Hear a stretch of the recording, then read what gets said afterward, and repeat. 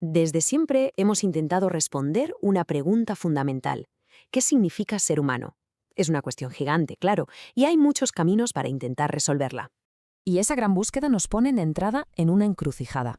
¿La respuesta está dentro de cada individuo, en la mente, o está fuera, en el mundo, en las culturas que hemos ido creando? Durante muchísimo tiempo, estas dos vías se exploraron por separado. Y aquí tenemos a las dos grandes protagonistas de esta historia. Por un lado, la psicología, que viene del griego psique, alma, y que se enfoca en la persona. Y por otro, la antropología, de antropos, ser humano, que pone el foco en el grupo, en el colectivo. Ambas surgieron de la filosofía, sí, pero vamos que enseguida tomaron caminos totalmente diferentes. Vamos a meternos de lleno en esto, porque aunque parezcan tan distintas, en el fondo estudian exactamente lo mismo, a nosotros, a la humanidad. Pues sí. A pesar de que tenían un objetivo común, la psicología y la antropología se desarrollaron dándose la espalda. ¿Por qué? Bueno, en parte porque buscaban cosas opuestas. La psicología quería encontrar leyes universales que se aplicaran a todo el mundo por igual, mientras la antropología estaba fascinada justo por lo contrario, por lo que hace única a cada cultura.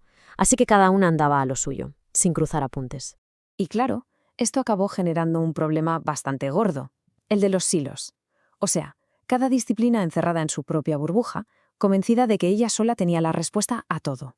Es que cuando no hay comunicación, lo que pasa es que se crean visiones limitadas y limitantes. Cada campo se encierra en sus propias ideas, el diálogo se vuelve imposible y al final los métodos se agotan. Se llega a un punto muerto en el que las viejas herramientas simplemente ya no sirven para las nuevas preguntas. Pero ojo, que la necesidad de un cambio ya se veía venir. Esta cita es del gran psicólogo Jean Piaget y es de 1970, hace más de medio siglo. Él ya pedía ir un paso más allá. Y es que después de la Segunda Guerra Mundial quedó clarísimo que para entender los líos del ser humano hacía falta tirar abajo las barreras. Vale, entonces, ¿cómo se soluciona esto? ¿Qué pasa cuando por fin esos muros empiezan a caer? Pues la solución tiene un nombre: transdisciplinariedad. Y no va solo de que la gente colabore, no. La idea, como dice la definición, es crear algo nuevo que esté entre, a través y más allá de cada disciplina por separado. Es básicamente una forma completamente nueva de entender las cosas.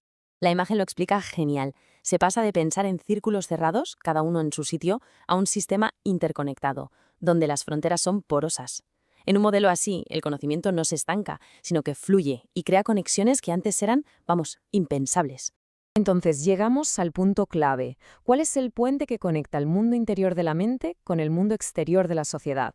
Pues es la cultura. La cultura es eso que une lo que vivimos con el significado que le damos. Y a partir de ahí, los diálogos empezaron a surgir. Fíjate, por ejemplo, la antropología social se puso a hablar con la psicología social para entender mejor a los grupos. O la antropología cultural se alió con el psicoanálisis para ver cómo los mitos y los símbolos de una cultura moldean nuestro inconsciente. De repente, campos enteros se empezaron a enriquecer unos a otros. Y que no parezca que la influencia iba solo en una dirección, para nada. Aquí tenemos dos ejemplos buenísimos. El psicólogo Erich Fromm usó herramientas del psicoanálisis para analizar fenómenos sociales gigantes. Y Abraham Kartiner, que también era psicoanalista, llegó a proponer que la cultura crea una especie de personalidad base que es común a toda una comunidad. La psicología estaba aprendiendo a pensar como una antropóloga. Y todo esto nos lleva a uno de los terrenos donde esta alianza ha sido más potente y, más necesaria: la forma en que entendemos la salud mental. El contraste es que es brutal. La psiquiatría de toda la vida decía que había que aislar a la persona de su entorno problemático, pero la visión antipsiquiátrica, que bebió mucho de la antropología, propuso algo revolucionario. ¿Y si la enfermedad mental no es un problema del individuo, sino un fenómeno social? A veces, incluso, la manifestación de un conflicto cultural que está ahí, latente. Y esta es la idea clave de todo esto. La cultura no es un simple factor que influye un poquito en la salud mental. No, la cultura determina cómo la sentimos, cómo la expresamos y, por supuesto, cómo la tratamos. Los ejemplos son fascinantes, de verdad. En muchas culturas de Asia, una persona con depresión quizá no dice que está triste, sino que se queja de dolores de cabeza o falta de energía. El contenido de una alucinación en una psicosis pues cambia radicalmente de un lugar a otro. Y los trastornos alimentarios son imposibles de entender si no analizamos los ideales de belleza de una sociedad. Y esto no es un tema menor, ni una curiosidad para expertos.